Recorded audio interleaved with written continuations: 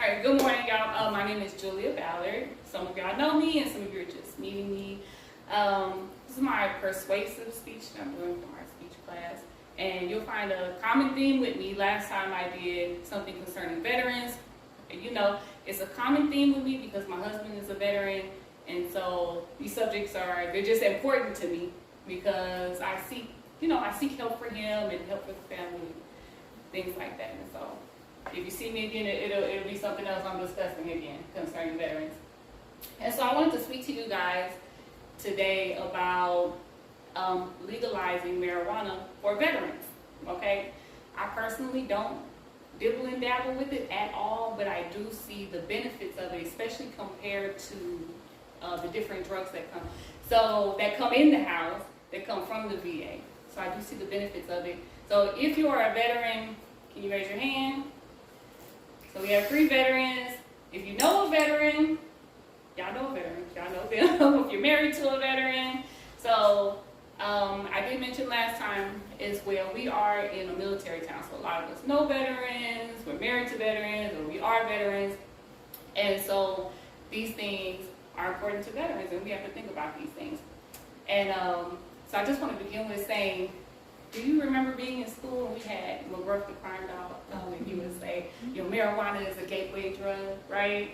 And we are all terrified of it, but it is a gateway, and sometimes it can be a gateway to a more peaceful home, okay? So we know that a lot of veterans suffer with PTSD, all right? And go to the VA. My husband is prescribed a lot of different things. They go pick it up, they send it to the house, bags and bags and bags and boxes of things. And so I sat down to study some of these things because when he takes them, he changes. He's a different person, right? Which is sometimes great, right? Because it's calm in the house and, you can do things and there's not a reaction there, right? But it does change him. And so I had to look up different things. And the side effect of some of the medicines, although it's legal, it's not really good for them. And so that is a concern. And so I wanted to read you guys, you might even have this in your own home, especially if you're a veteran or married to a veteran, sertraline, okay? That's one that I have in my own home, like a lot of it, okay? We have a tote full of medication. We have like 2 totes full of medication, okay? And sertraline is something for veterans that are dealing with PTSD, okay? So some of the side effects of it is nausea, dizziness, drowsiness, dry mouth, right? Those are the regular ones that y'all are used to, right? Everybody's used to. Okay, bruising, bleeding, decreased interest in sex. I don't know about you, but that will bring a little bit of depression, right? You're trying to counteract depression, but if that's left out of the marriage or relationships, you might start feeling a little depressed again, right? Muscle cramps, weakness, shaking, tremors, unusual weight loss. Okay, and it gets worse from there. Eye pain, swelling, redness, widened pupils, vision change, blurred vision. All of these different things and more. Vomiting, diarrhea, twitching muscles, unexplained fever. So all of these things that are the side effects it's just an advert. This is what we're going against. This is what we don't want. And so marijuana does have some side effects as well, but they're not as severe and they're not life-changing the way that these are. This is just one medication. I don't know about you, but at my house they prescribe. When he goes, they prescribe. You're sad, prescription. You're mad, prescription. You're in all different prescriptions, mixing them together, making a cocktail. And it's a problem. It's their job, but it is a problem, especially if you're taking them all. The person starts to become more like a vegetable than themselves. And so I want to persuade you to look into the benefits of medical marijuana. Not going to the dope boy in the street and buying that, because if any of y'all know a dope boy, it's about money.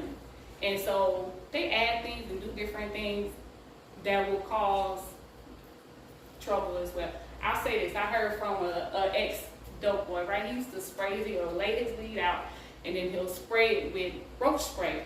Let it dry, bag it up, salty, but you coming back like, hey, this was good. So that's what we don't want. But if it can be medically prescribed and the government can get their money off of it, whatever they need to do to help the veteran, That's what we're looking at. So the side effects are not as severe as the other things that are being prescribed.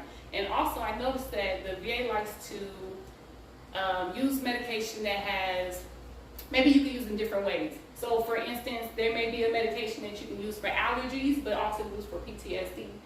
And marijuana can be used the same way.